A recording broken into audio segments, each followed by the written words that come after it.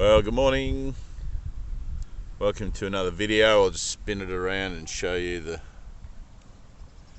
morning sun. There we go, beautiful. Somewhere there in the sky. I thought I'd do a little follow-up to the video I made the other day about drugs and alcohol. There's always tons of stuff you can sort of say with the idea of coping with life and dealing with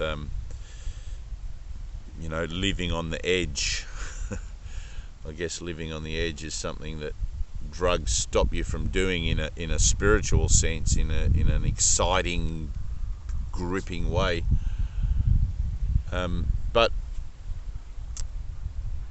the idea then of faith, and the idea of taking a leap of faith in a moment where the tendency is to want to reach for drugs or alcohol or any other coping mechanism. Maybe you're a foodie or a shopaholic, or what, you adjust to the moment of your inner anxiety by reaching for something rather than going within. But faith is something that you may not even realize that you're on a spiritual journey. And when I say spiritual journey, a journey of the mind, that what you are looking at in your physical relationships and the relationship you have with the world and everything about it is your own mind reflected back to you. So when we see in someone else or something else a situation or a characteristic or something that we don't like, and we try to avoid that or project it out there, or and push it away, it's because somewhere within ourselves we've seen that about ourselves, and we try to deny it. We try to keep it separate from us and project it out onto others and say that that person is a such and such, but I'm a good person. And it's not really true, because you wouldn't have a reference point for that in your own mind unless you knew what that was and had an association within yourself, whether you act upon it or not. And in a general sense, the idea that I don't act upon the ideas of whatever I see in others means that I'm attempting to deny that which actually verifies it. Can you hear that? It's like if I see it, it's mine. If I don't see it, that's fine. There's no, nothing disturbs my peace of mind there. Then my peace of mind is maintained and I'm here. But when I act upon what I see in others, oh, that person's a such and such, or that situation is this, that, and the other, what I'm doing is interacting with my world, making it real to me by my judgments about it, and so linking myself to it in a temporal sense. Right? I am part of it. And the spiritual path, or the path of healing, inner healing, is to, of course, break those links, break those chains and those ropes of judgment that keep us bound to the cause and effect relationships of the world and perpetuate them in our own association with them. And drugs and alcohol are a way that, or are a catalyst that we use to avoid looking at and avoid, avoid facing the ignorance that we have within ourselves about the world and why things are the way they are. It's intolerable. The world is an intolerable place. When you take the blinkers off, and I had somebody say to me, oh, suffering is a beautiful thing. I really don't know what to do with that. Stick around for another 1,000 years and, see if you still feel the same way. But suffering is divine, or something, I think she said. But, and in a sense, you're using the divine mind to manifest an idea of suffering. So yes, in a sense, that's kind of accurate. But with the idea that I would want only perfect peace and perfect love and perfect happiness and perfect comfort and joy and everything else for myself and for everyone unconditionally, why would I want anyone to suffer, to experience the corruption of that idea of what divinity is? I don't know if you can hear that. But anyway, in the ignorance of knowing, or the ignorance of perceiving that the world is a place that is actually designed to be a platform for undergoing a transition, we tend to think that the world is a reality, that it is more than just a dreaming, and more than just mind asleep. And in the stages of waking up from the dreaming, we go from awakening from the dream of fear and death to one of salvation and liberation, and then beyond that again to the idea or the understanding that there is no world in its entirety. So using then drugs and alcohol as a way to stave off the existential anxiety we feel within ourselves, based on our ignorance of knowing our purpose and our ignorance of our understanding of the meaning of life and everything else,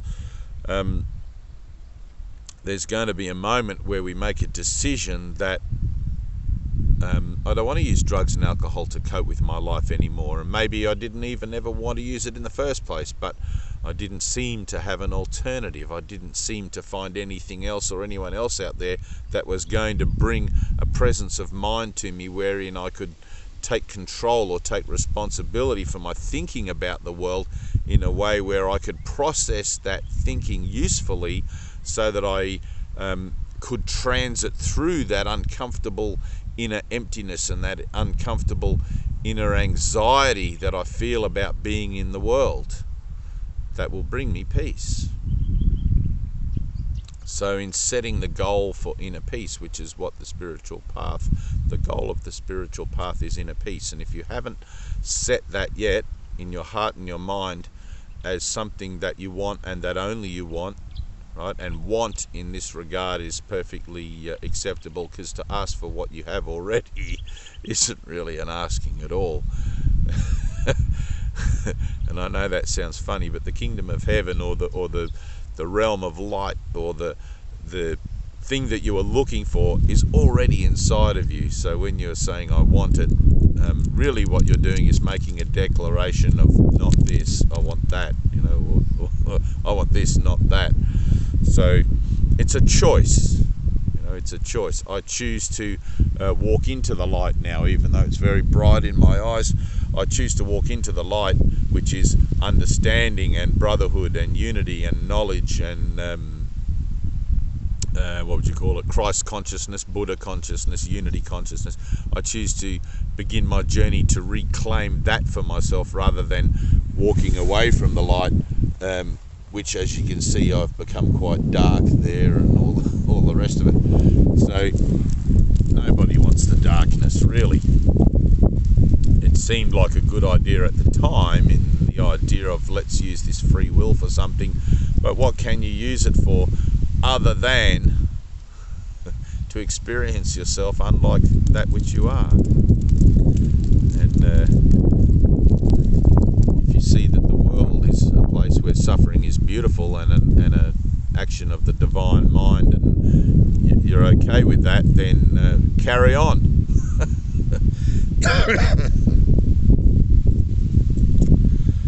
So there's going to be a moment where you make a decision, I don't want to use drugs and alcohol anymore as a coping mechanism for getting through life.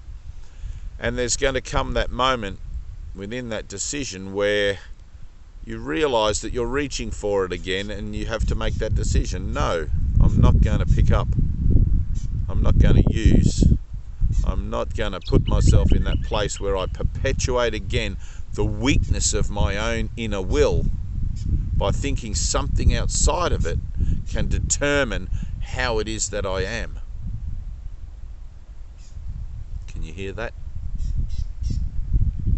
So the moment's going to come where I go to pick up a glass, or pick up a joint, or a needle, or whatever, and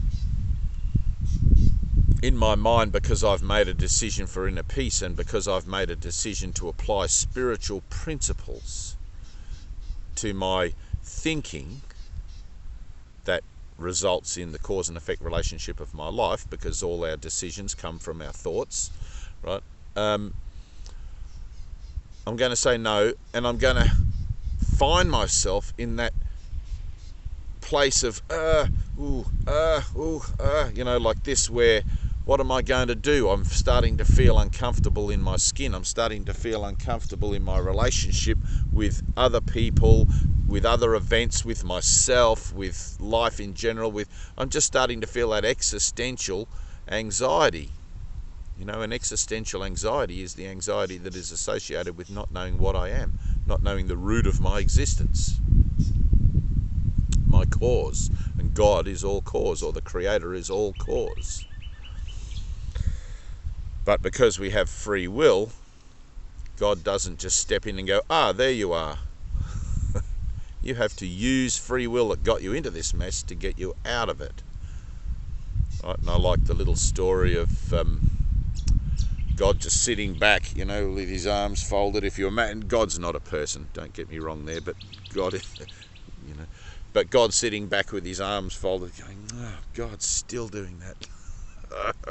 It's like a parent letting a child learn about the nature of its environment by allowing it to bump its head a few times and skin its knees, and we tend to wrap our children in cotton wool too much these days, and then when they get out into life at the age of 18 or 19, it's a horrible place and there's no cotton wool. It's like, well, let's teach our kids about life as it is, not as we imagine it is, not as we perceive it as a fearful place, but as it is, as a place where we come to learn a lesson of faith that will realign our thinking and bring about a reinterpretation of the same defense mechanisms that we once used to keep our vessel, our body, which is what we thought we were, safe, in the realization that we're not physical, we're not flesh, we're spirit. Right, so when I reach for that drink, instead of undergoing the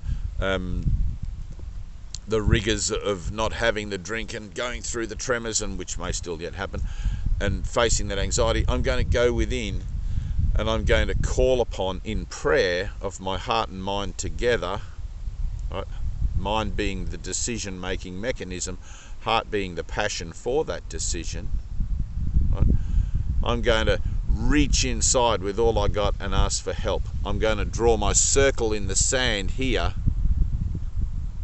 metaphorically, and if you have to, physically. There we go. There's my circle in the sand.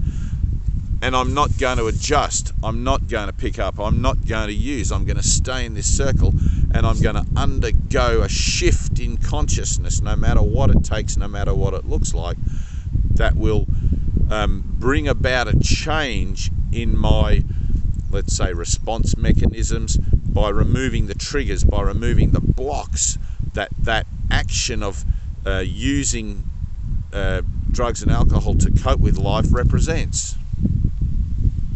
Right, so I'm triggered by something out there. I try to cope with it in an unhelpful way, and now I'm changing my mind about that. I'm going to do it differently. I'm going to go within, call upon the Holy Spirit within myself, or the Spirit of wholeness, right? Because my mind is split, thinking there's a me and a you, or something that I have to react to out there which is unloving or causes me to feel unloved. Right?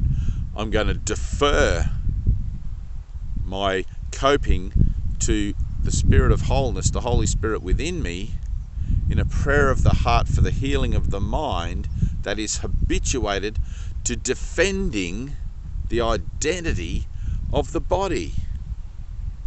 Can you see that? The body is just my vessel. It's my tool for experiencing the nature of the physical realm, so that I can come to learn to make better decisions about myself, and so participate onward and forward in the journey of the soul when it comes time to lay down the vessel and leave the mortal coil, which I'm looking forward to. A lot of people look at me funny when I say that. I used to want to leave the mortal coil through suicide. I used to think that was a good way out. The only thing that really stopped, and I did end up in hospital once because of it, but the thing that has stopped me since then was through the revelation of my mind. I realised that I couldn't die, but I didn't know that I particularly wanted to have another adventure here in time and space, starting from the beginning again, to have to come to the point of learning the same lessons about making better choices that I was capable of learning here and now. It's a funny thing, but I am looking forward to it. I can't wait.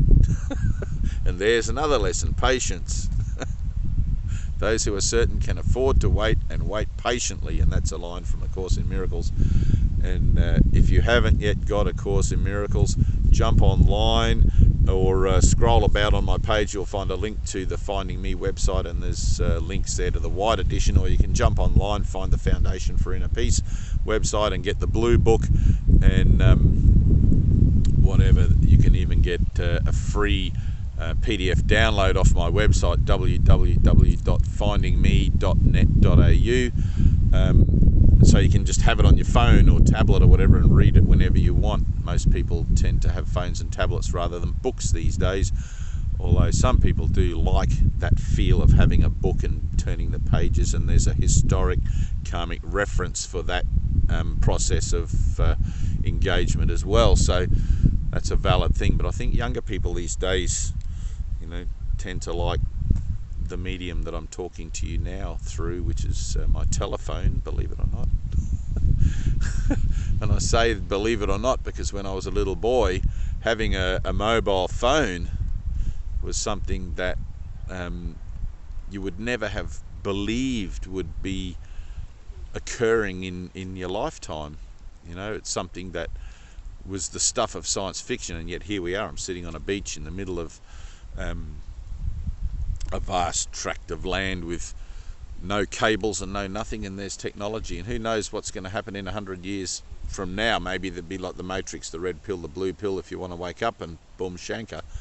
But for now we have A Course in Miracles with 365 lessons, one a day for a year, and all of the mighty reference material surrounding that, which you can involve yourself in, such as this video, online. And there are a lot of people teaching the course and teaching the application of the principles of the course as through their own example, as I am through my own example of having come to terms with my inner anxiety about the world that made me want to drink and smoke drugs and do any kind of thing other than face the reason why I felt so anxious and empty and like I didn't belong inside.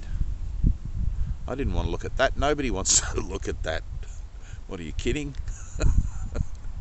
That's a horrible place. But just for a second, you have to.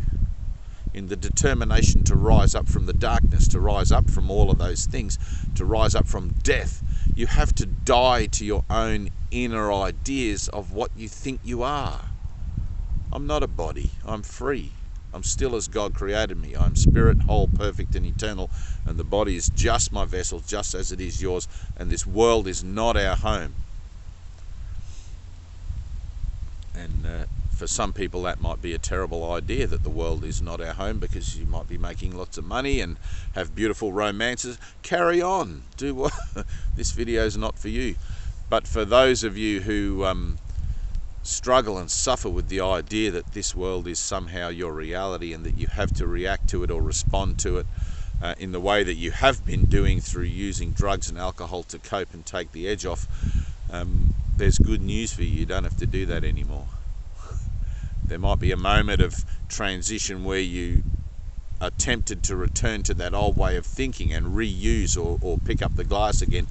But now that you know that an alternative is there, now that you know you don't have to sedate yourself in order to be able to manage your life, you can begin to form a relationship with the ideas that I'm presenting you in a way where bit by bit they will integrate, and you'll have these little light bulb moments. Aha! I remember that video of Dave sitting on the beach telling me about the next time I reach for a drink to solve my problems. At least it's there, it's a seed, it's planted, and you can choose to draw that circle in the sand and undergo the emotional release of the package of energy within you that represents the identity that you're trying to defend. Stop trying to defend yourself as a body. You can walk this world in perfect defenselessness and perfect love and perfect openness, as you did when you were a little child before anything ever started to happen to you that closed you down from feeling loved and loving in the world. And I understand that's part of the human experience. Shit happens. But we forgive. We forgive ourselves for our thoughts about that shit, in the realization that, all right, here I am shipwrecked in this kind of dimension. Let me make the most of it by participating with this collaborative venture called salvation that is offering me a lifeline out of the repetitive nature of time and space, so I don't have to spend another 10,000 or 100,000 years learning the same lesson that I'm capable of learning now. Which opens the mind, just like that happened then. Right? And I generally find that if I'm working closely with people who are also interested in this collaborative venture, that it's only a few months, 3 or 4 months, before they begin to be able to sense that inner being that forges the connection. I don't know how to talk about it. You know, it's like it's you begin to get a sense of the spirit of wholeness within you, wherein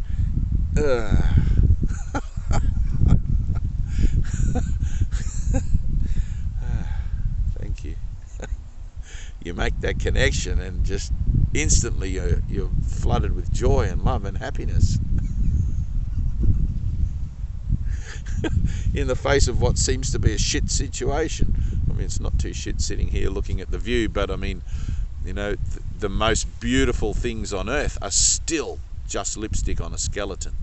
Don't get comfortable. All right, I love you, and that's it for today. And there's a lot of people writing to me saying I really enjoyed that video and everything, and I appreciate that. But what I appreciate more is, you know, all thanks be to God.